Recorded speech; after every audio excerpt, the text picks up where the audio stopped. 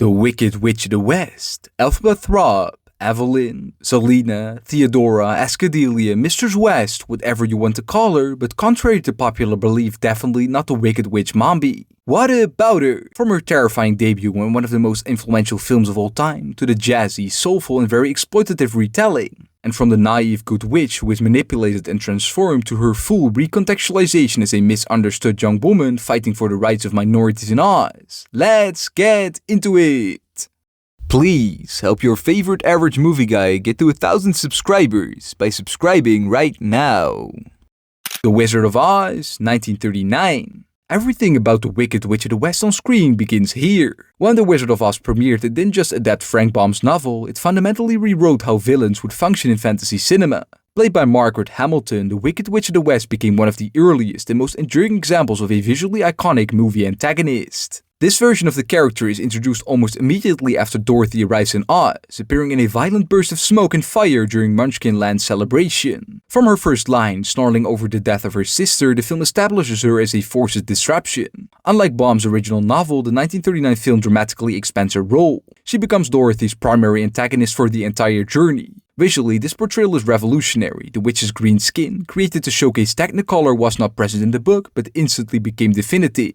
Her sharp silhouette, pointed hat, black robes and broomstick created an image so strong that it permanently replaced earlier literary interpretations. Even today, that look is synonymous with the word witch. Margaret Hamilton's performance walks a careful line between heightened theatricality and genuine menace. Her crackling laughter, piercing glare, and sudden explosions of rage create a villain who is both frightening and unforgettable. Her defeat, melting under a bucket of water, is as iconic as her introduction. It reinforces the fairy tale moral logic of the film. Wickedness destroys itself. There is no grand final battle, no emotional reckoning, she simply dissolves. This portrayal is simply foundational. Every later Wicked Witch, whether tragic, sympathetic, comedic or politically complex, exists in dialogue with this version. And in that sense, the 1939 film doesn't just introduce the Wicked Witch of the West, it creates the shadow that every future version must either step into or step out of. Just try. I'll get you, my pretty, and your little dog too. The Wiz, 1978. After appearing in Tales of the Wizard of Oz and Return to Oz, voiced by Larry D. Mann, as well as Off to See the Wizard, voiced by June Foray, this film takes a bold and culturally specific approach, reimagining wickedness not as a fairy tale horror but as systemic oppression. Played by Mabel King, the Wicked Witch of the West is known here as Evelyn, the malevolent ruler of the Winkies.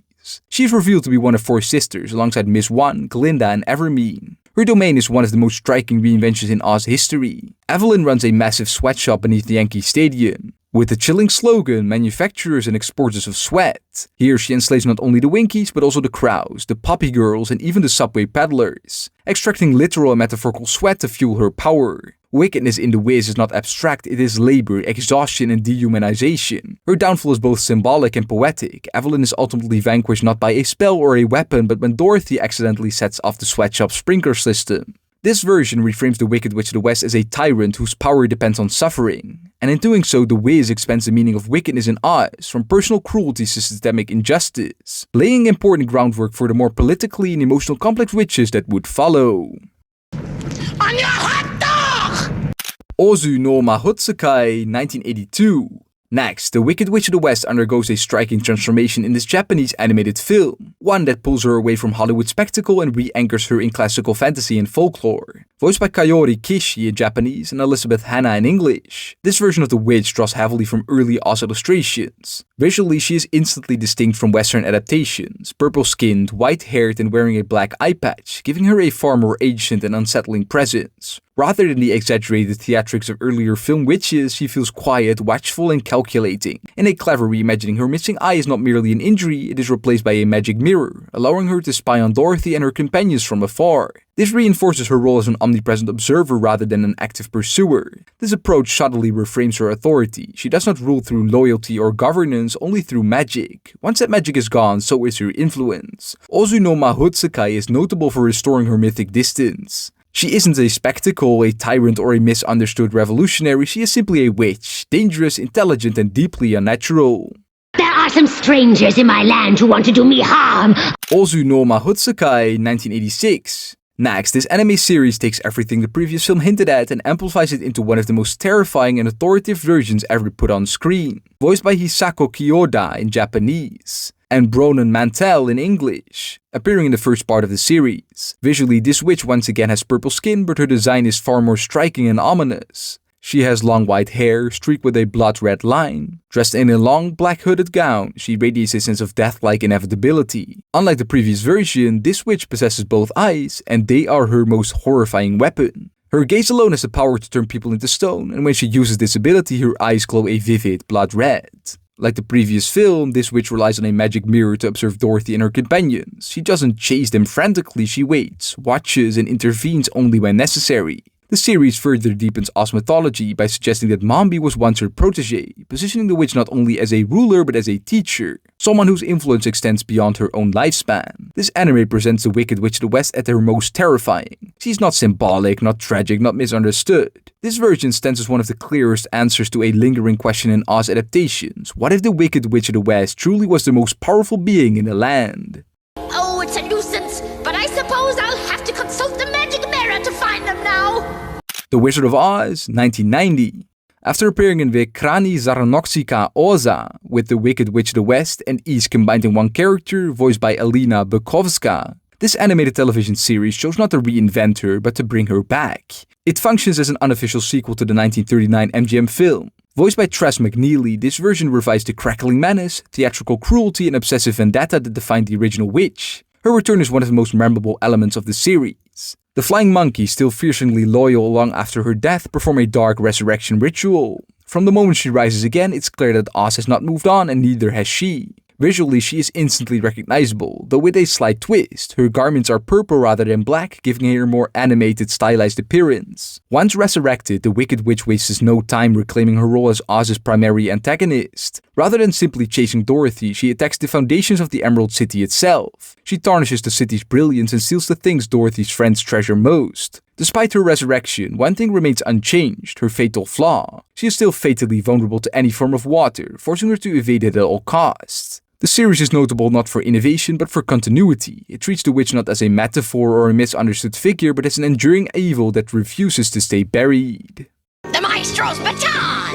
Perfect! The Muppets Wizard of Oz, 2005. After appearing in Adventures in the Emerald City, voiced by Era Sihansina, by the time this film arrived, the Wicked Witch of the West had become such a deeply ingrained pop culture figure that the only logical next step was full-blown parody. And in true Muppets fashion, that parody came with one crucial twist. Miss Piggy plays every witch in Oz, including the Wicked Witch of the West. Wickedness here isn't terrifying, it's theatrical, egotistical, and unapologetically self-aware.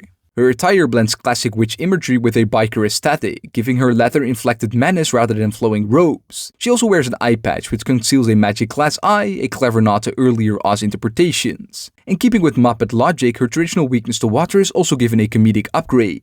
This Wicked Witch is only vulnerable to tap water. Bottled water, however, is perfectly safe. So safe, in fact, that she is able to bathe in it without harm. Her downfall is pure slapstick. During the final confrontation, Dorothy kicks the Wicked Witch into a bathtub filled with bottled water, only for it to be revealed that Angel Mary has secretly filled the bottles with tap water. The witch melts, theatrically defeated by a loophole she never saw coming. The Muppets Wizard of Oz represents the character at their most flexible. The witch is no longer just a villain or even an antagonist, she's a role to be played, exaggerated and dismantled for comedy. I'm not melting. I'm getting skinny! Oh, I'm getting skinny! Tin Man, 2007. Next, rather than presenting a single crackling villain, this miniseries fractures the idea of wickedness across two characters, turning the Wicked Witch into a story of possession, trauma, and stolen identity.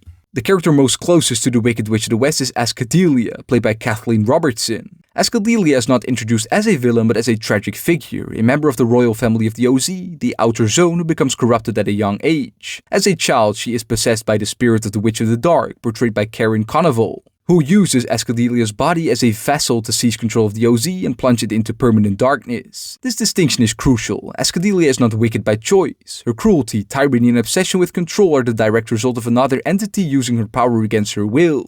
The emotional core of this adaptation lies in the relationship between Azkadelia and her younger sister DG, serving as a reimagined Dorothy Gale. When DG finally frees Azkadelia from the Witch of the Dark's control, the narrative pivots. The series further complicates Oz mythology by implying that the Witch of the Dark may in fact be the original Wicked Witch from Dorothy's story. Tin Man marks a profound shift. The witch is no longer just an antagonist to be defeated, but a legacy of trauma that must be confronted and healed. Azkadelia's story reframes wickedness as something that can be inherited, imposed, and ultimately overcome. A girl. Bring her to me. Dorothy and the Witches of Oz, 2012. After appearing in Supernatural, played by Maya Masser in the episode Slumber Party, as well as in Tom and Jerry and the Wizard of Oz, voiced by Lorraine Newman, this modern TV miniseries reimagines her as a trans-dimensional threat, bringing the Oz mythology directly into the real world. Played by Eliza Swenson, this version of the Wicked Witch serves as the story's primary antagonist, and her ambitions extend far beyond revenge or personal power. Instead, her goal is nothing less than dominion over Earth itself. The series reveals her backstory through flashbacks that significantly expand Oz lore. At some point after her original defeat, the Wicked Witch of the West acquired the Book of Bini Airu, a powerful mystical tome containing the changing word, a spell capable of reshaping reality. She obtains the book through a tense bargain with the Wizard of Oz. On Earth, the Wicked Witch adopts a human disguise, assuming the identity of Billy Westbrook, a seemingly ordinary book publishing agent. This modern cover allows her to operate undetected while manipulating events from behind the scenes. Once empowered, she intends to lead her forces in a full-scale invasion of Earth. Wickedness here is no longer a local tyranny, it's an imperial conquest spanning dimensions. Dorothy in the Witches of Oz definitely pushes the character into new territory. She's not just haunting Oz's past, she's exploiting its secrets to shape the future of another world entirely. The cavalry has arrived. Oz the Great and Powerful, 2013. The Wicked Witch next appeared in this film, where she finally received something she had never been given in a major studio film before, an origin story.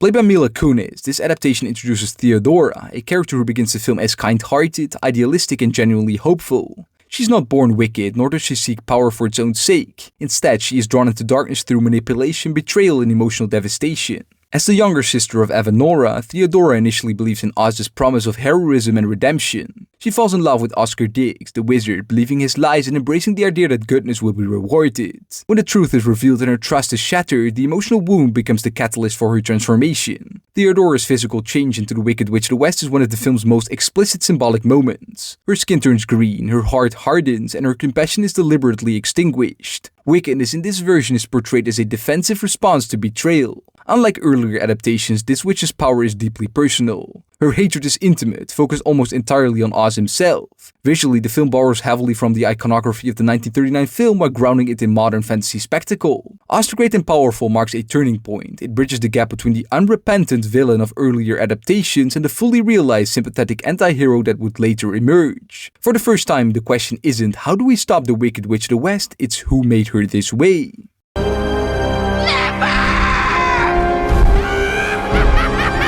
Once Upon a Time, 2013 to 2014. Next, this series offers one of the most expansive and emotionally intricate portrayal of the Wicked Witch of the West, transforming her from a singular antagonist into a long-running, evolving character whose arc spans multiple seasons. Played by Rebecca Mader, this incarnation is known as Zelena, a witch whose wickedness is not rooted in conquest or domination but in resentment, abandonment, and a lifelong hunger for belonging. In this version of Oz, Zelena is revealed to be the half-sister of Regina, the evil queen. As a child, she is abandoned, raised without love, and left to believe she was unwanted.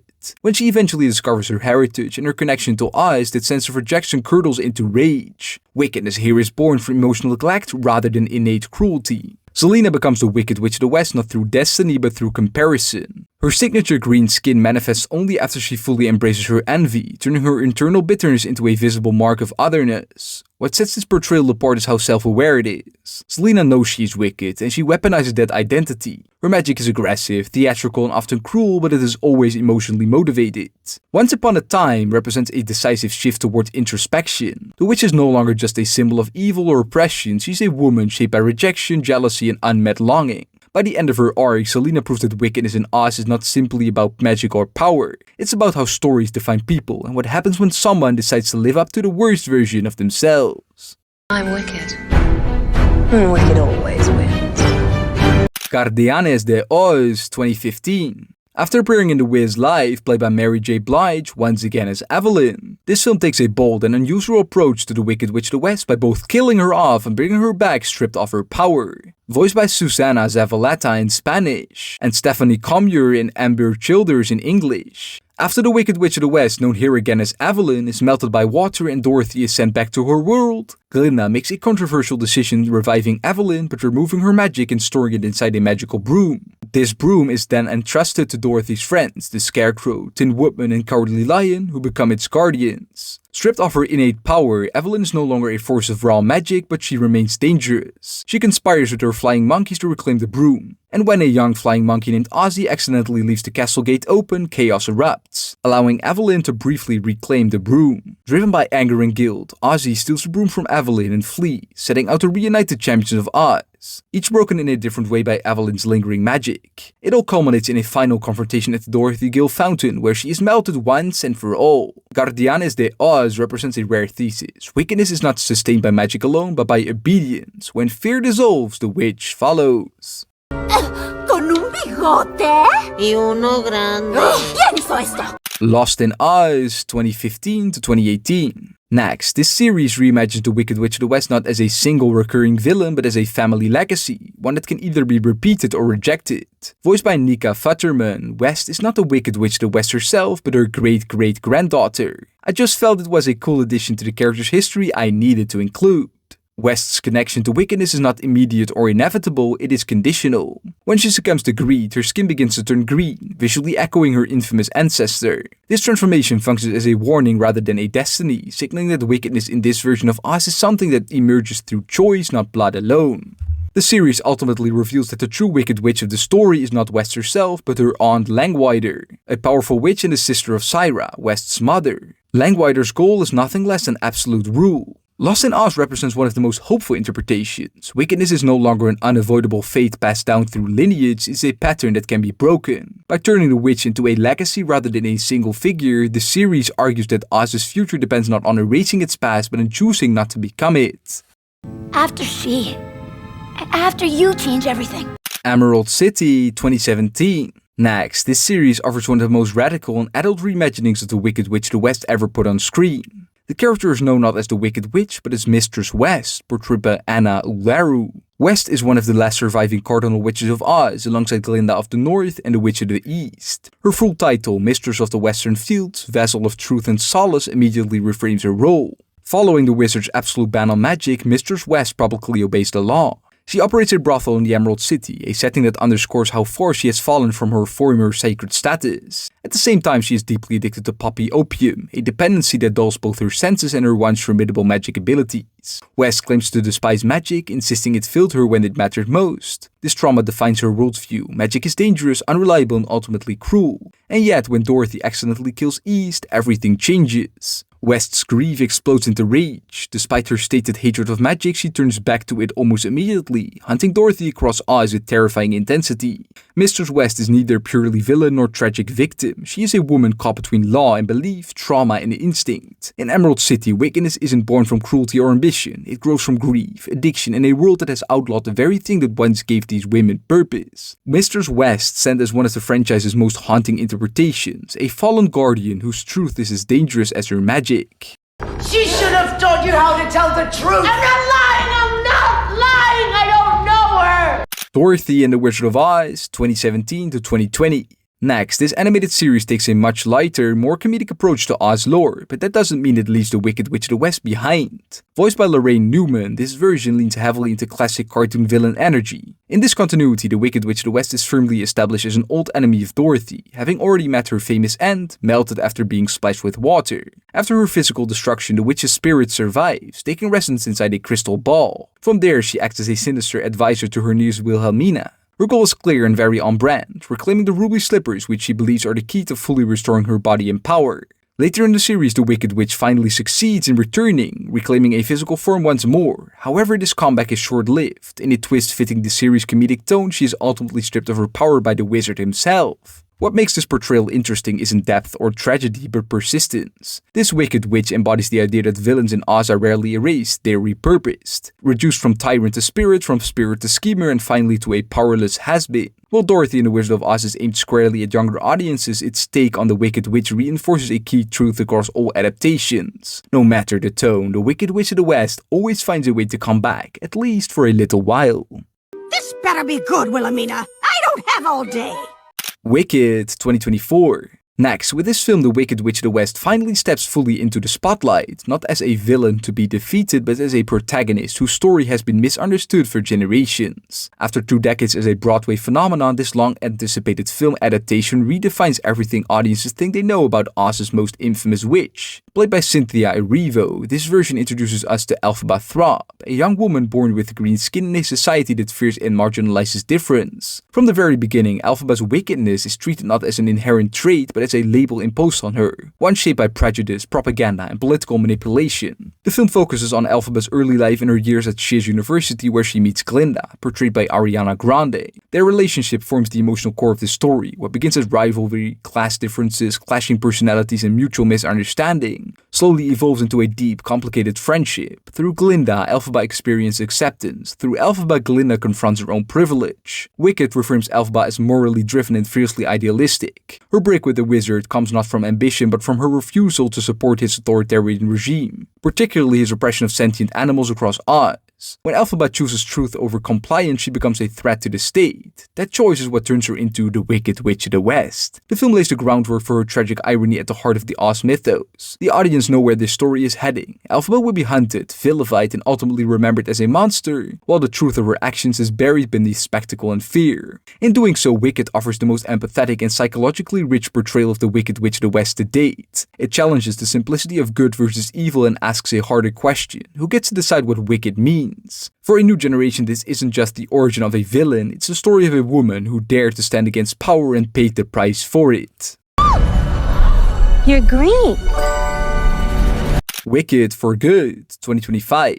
Next, the sequel brings the reimagined story of the Wicked Witch of the West to its emotional and political conclusion. Where Wicked was Elphaba's awakening, this second chapter is her reckoning, a story about legacy, sacrifice, and what it means to be remembered by history rather than by truth. Elphaba now lives fully in exile as the so-called Wicked Witch of the West. Oz has turned against her, the wizard's regime has weaponized fear, rewriting Elphaba's acts of resistance into propaganda, painting her as a dangerous enemy of the state. This film deepens the emotional divide between Elphaba and Glinda, their paths no longer run parallel. Elphaba fights from the shadows while Glinda attempts to reform from within. Elphaba's arc in this installment emphasizes endurance rather than defiance. She continues to protect the oppressed animals of Oz not because she believes she will win, but because it is the right thing to do. The film also recontextualizes the events leading directly into the Wizard of Oz. Elphaba's isolation in the West, her fortress, and her growing reputation are no longer signs of villainy, but the natural consequences of being cast out. By the time Dorothy enters Oz, Elphaba is already exhausted, misunderstood, hunted, and alone. Her fate, as audiences know, is tragic, but Wicked for Good reframes that tragedy not as defeat, but as a martyrdom shaped by lies. By the film's conclusion, Elphaba's legacy is sealed. History will remember a wicked witch, but the audience knows better. Together, Wicked and Wicked for Good form the most comprehensive, emotionally resonant exploration of the Wicked Witch of the West ever put to film. They transform a once somewhat one-dimensional villain into a symbol of resistance, injustice, and the heartbreaking cost of being right in a world that refuses to listen.